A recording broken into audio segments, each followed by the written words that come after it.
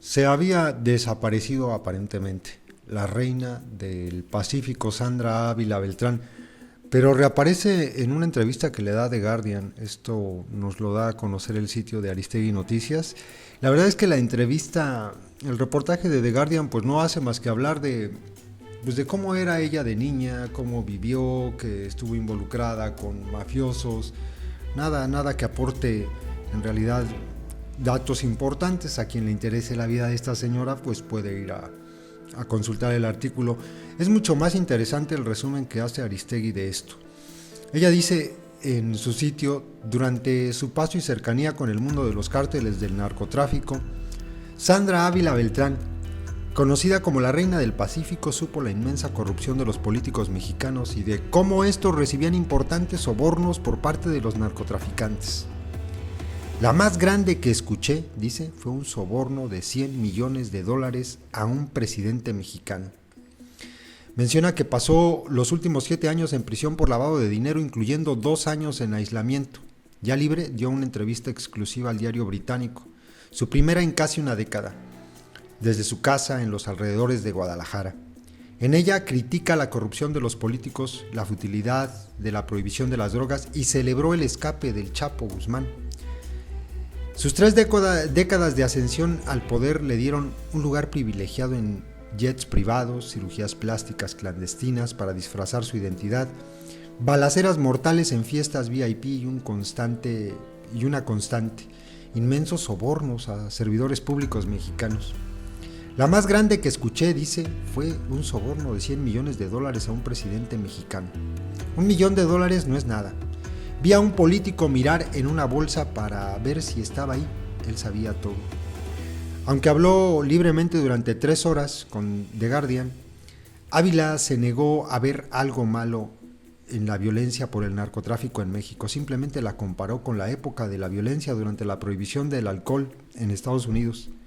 En su mundo las drogas estaban en todas partes. Los miles de mexicanos asesinados por cárteles del narcotráfico incluyen a muchos de sus cercanos, y a pesar de eso se niega a criticar la industria. En su lugar, culpa de la violencia al terrorismo patrocinado por el gobierno o las políticas prohibicionistas.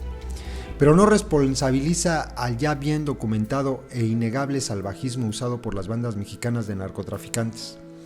Proveniente de una familia involucrada en el negocio del narcotráfico, mientras que sus amigos de la infancia se convertían en líderes del cártel de Sinaloa, Sandra exploró otras rutas y se inscribió en clases de periodismo a los 17 años, pero luego de 3 años de estudiar ciencias de la comunicación en la Universidad Autónoma de Guadalajara, un novio celoso la secuestró. Era un joven poderoso ligado a los cárteles. En pocos meses dejó la ciudad, terminando con su esperanza de una carrera como periodista de investigación. A pesar de su cercanía con el mundo de las drogas y todo lo que esto implicaba, Ávila se hizo una promesa a sí misma: no usar cocaína.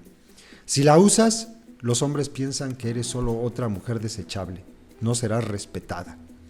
Las mujeres en este mundo, explicó, son abusadas, descartadas y desechadas con un poco más de preocupación que cuando un niño abandona a una muñeca Barbie.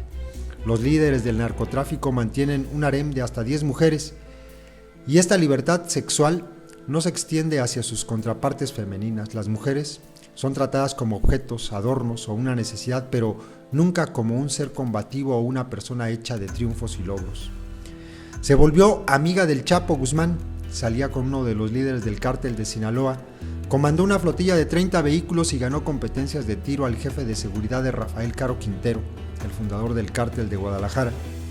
Habló de la fuga de prisión del Chapo, con quien llegó a celebrar mientras estaba prófugo. No estaba sorprendida. El dinero lo compra todo en México, pero me hizo feliz la fuga, dijo Sandra Ávila Beltrán. Al ser cuestionada sobre el tipo de colaboración que el Chapo habría necesitado por parte de funcionarios corruptos, respondió: debió de haber sido ayuda desde los más altos funcionarios del gobierno. El sistema carcelario es duro. Para ser capaz de corromper ese sistema, tiene que hacerse desde arriba. No el director de una prisión, tampoco de los guardias, tiene que ser a un nivel de gabinete. Y le preguntaron: si fueras presidenta de México y estuvieras interesada en erradicar la violencia relacionada con el narcotráfico, ¿qué medida primordial aplicarías? Respondió: Primero tienes que atacar la pobreza. La pobreza es la que ocasiona la violencia. Empiezas por ser un delincuente y luego te vuelves violento. Las muertes relacionadas con los cárteles, dice, son el resultado de la competencia y las tácticas brutales de asesinatos implementados por el gobierno mexicano. Escuchen esto.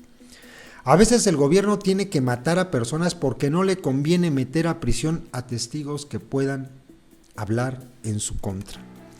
Es interesante encontrarse entrevistas de este tipo con alguien que se reconoció criminal. Hay una parte en la entrevista en The Guardian donde dice que ella sintió alivio cuando la atraparon. Ella era novia en ese entonces de un narcotraficante colombiano llamado Juan Diego, algo así. Y estaban llevando hasta 10 toneladas de cocaína que transportaban por barcos hacia los Estados Unidos, 10 toneladas mensuales. La atraparon en el año 2007 y bueno, ella dice que sintió alivio cuando la atraparon porque esto le permitía dejar de huir. Menciona que es muy difícil la vida de un narcotraficante cuando está huyendo. Ella se sentía, según sus palabras, cansada.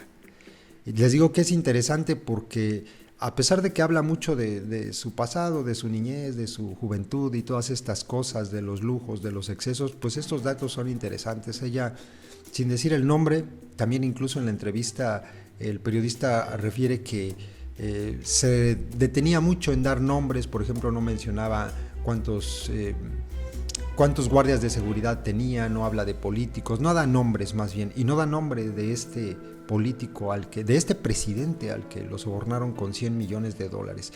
Pero ustedes hagan las cuentas, eso es muy fácil y entendible. Miren ustedes, a ella la atrapan en el año 2007.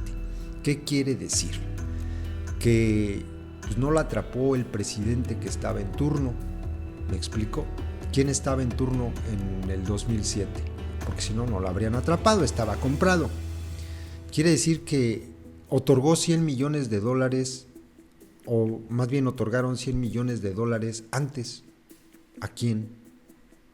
Aunque no precisa si esos $100 millones los otorgó ella o los otorgó otra persona, pero la experta en ese tipo de negocios pues era ella. $100 millones a un presidente. Y también interesante lo que dice, el gobierno a veces tiene que matar a quienes andan en las calles porque tenerlos en las cárceles les puede acarrear muchos problemas. La reina del Pacífico. Por cierto, escuché de alguien que la conoció en prisión que esta señora verdaderamente controlaba el penal. Privilegios. Ojo, estaba en un penal de máxima seguridad. Igualito que el Chapo.